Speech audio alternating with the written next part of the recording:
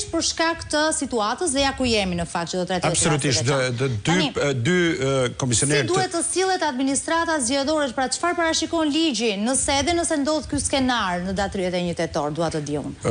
Të dy komisionerët e Komisionit Rregullator pranë Komisionit Shëndror Zgjedhjeve, njëkohësisht edhe avokati i Partisë Demokratike zoti Nuri, kanë mbajtur shëndrimin që çështja e Tiranës duhet të trajtohet si një çështje e veçantë dhe për shkak të konfliktit kushtetues që ka.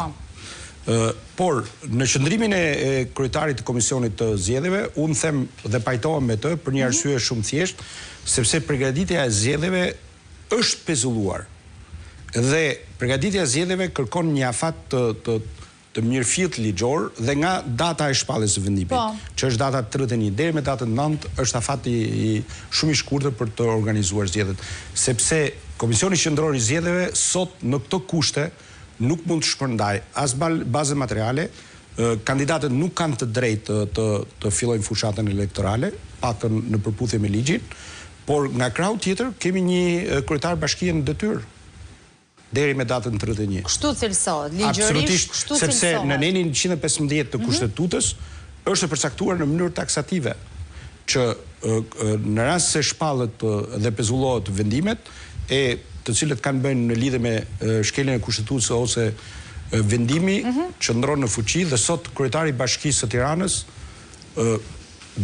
de juro, se de facto është në burg, është Erion Velia. Qëndron në detyrë, është Erion Velia.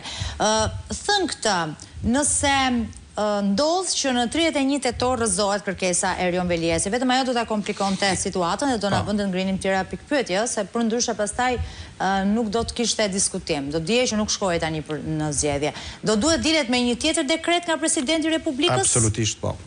Është detyrueshme, e parashikon ligji? Absolutisht, sepse në momentin detyrohet megjithatë ka një pikpyetje, se në rast se gjykata kushtetuese. E di pse po i bëj këtë pyetje që ta kuptojmë pak, sepse po i bëj këtë pyetje se nga ana tjetër Partia Socialiste duket që por respektimi i afatit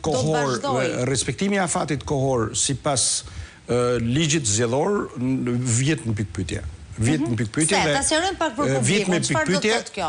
Vjet në pikpyetje sepse nga momenti i prezantimit të kandidatëve deri në ditën e zgjedhjeve, e cila është caktuar me dekretin e presidentit të datës 9, afati kohor për të organizuar fushatën, por njëkohësisht edhe për të parashit trajnimin e numëruesve, trajnimin e komisionerëve, pjesën tjetër e cila është pjesa përgatitore dhe Komisioni Qendror i Zgjedhjeve nuk është i gatshëm për një periudhë kaq kohore kaq të shkurtër të arrit që të realizojë zgjedhje të lira dhe të ndershme. Pavarësisht vullnetit politik që mund të ketë aty. Vullneti politik mund të qëndrojë nga njëra anë, por janë institucione që përcaktojnë bazueshmërinë në ligj. Pra, kush e vën në lëvizje presidentin e Republikës? Se do dua ta sqaroj edhe këtë. Kush e vën në lëvizje presidentin e Republikës për të caktuar një tjetër datë? Se ai do duhet shpreh apo jo për datën pastaj. Kryetari i Komisionit të Zgjedhjeve mund të komunikojë me presidentin e Republikës dhe është në pamundësi të organizimit të zgjedhjeve për shkak se ligji zgjedhor i jep një afat tjetër ligjor dhe është i detyruar të ndryshojë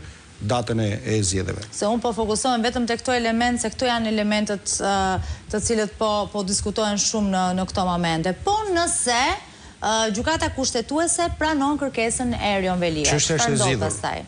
Në rast se gjykata kushtetuese pranon kërkesën e avokatëve të zotit Velia, zoti Velia është kryetari i bashkisë edhe de jure dhe de facto. Po si ndodh proceduralisht, sepse ne kemi një vendim të Këshillit Bashkiak në këto momente, pra janë bërë disa hapa. Konsideron veprime nul, sepse vendimi i Këshillit Bashkiak dhe vendimi i Këshillit Ministrave kanë çuar në rezultantën që ka dalë presidenti i Republikës me një dekret për shpalljen e datës së zgjedhjeve.